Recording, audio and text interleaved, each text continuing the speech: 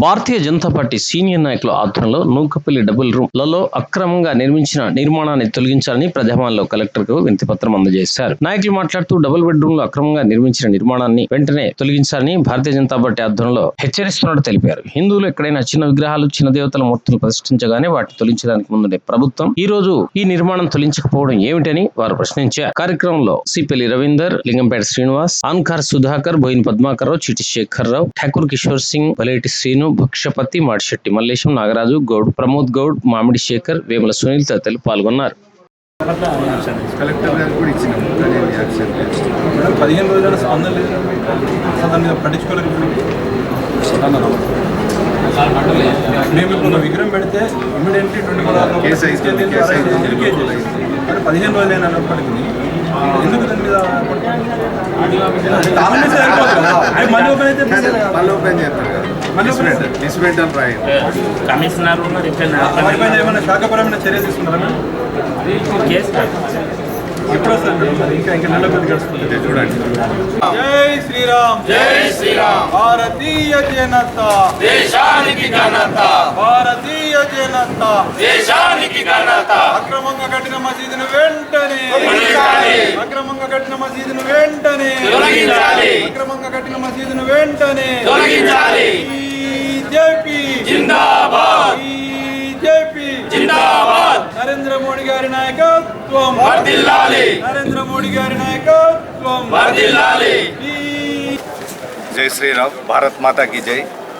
TR నగర్లో double bedroom colony లోపల అక్రమంగా ప్రభుత్వం యొక్క అధికారుల యొక్క రెవెన్యూ అధికారుల పర్మిషన్ లేకుండా మసీద్ నిర్మాణం చేసింది కాబట్టి అక్కడ హిందువులది, ముస్లింలది ఒక వివాదాస్పదంగా ఉంది కాబట్టి ల్యాండ్ ఆర్డర్ ప్రాబ్లం వస్తుంది కనుక దాన్ని తొలగించాలని గౌరవ కలెక్టర్ గారికి మొన్న ఫిర్యాదు చేయడం జరిగింది. కానీ దానికి లాకేషన్ కానీ ఇప్పటి వరకు దాన్ని తొలగించలేదు. కలెక్టర్ గారు ఇప్పటికైనా శ్రద్ధ తీసుకొని కంపల్సరీ దాన్ని తొలగించాలి. ఎందుకంటే అక్కడ సమస్య ఇక్కడ వస్తుందంటే అక్కడ నిర్మాణం చేసేటువంటి విషయం పర్మిషన్ తోటి ఉంటే ఏం కాదు, పర్మిషన్ లేకుండా కట్టిరు కాబట్టి తొలగించాలి. రానున్నటువంటి సందర్భం లోపల అక్కడ నుండి బోనాలు వేయినా ఇంకేదైనా పండుగ వేయినా కానీ ఇబ్బంది అవుతుంది. కాబట్టి వాళ్ళు కూడా ముస్లిమ్స్ సమాజం ఆలోచించాలి. అక్కడ ఉన్నటువంటి వాళ్ళు ఆలోచించి పర్మిషన్ తీసుకొని వాళ్ళు నిర్మాణం చేసుకోవాలి, కానీ అక్రమంగా మాత్రం కన్స్ట్రక్షన్ చేయకూడదు అని చెప్పి భారతీయ జనతా పార్టీ డిమాండ్ చేస్తున్నాము. భారతీయ జనతా పార్టీ దీన్ని ఖచ్చితంగా తీవ్రంగా ఖండిస్తుంది. కట్టినటువంటి కట్టడాన్ని వెంటనే తొలగించాలని డిమాండ్ చేస్తుంది. ఈరోజు జగిత్యాల్లో రాజకీయ చదరంగం నడుస్తుంది. అదే హిందువులు ఒక విగ్రహాన్ని ఏర్పాటు చేసినట్టయితే ఇమ్మీడియట్లీ తీసేయడం జరుగుతుంది. రాత్రి విగ్రహాన్ని దొరకకుండా చేస్తుంది పోలీస్ డిపార్ట్మెంట్స్, రెవెన్యూ డిపార్ట్మెంటు అందరూ కలిసికట్టుగా.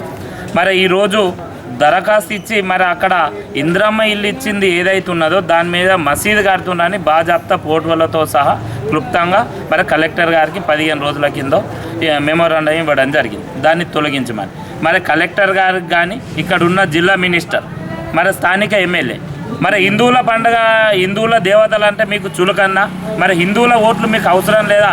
భారతీయ జనతా పార్టీ నుండి మీకు ఒకటే సవాల్ విడుస్తుంది.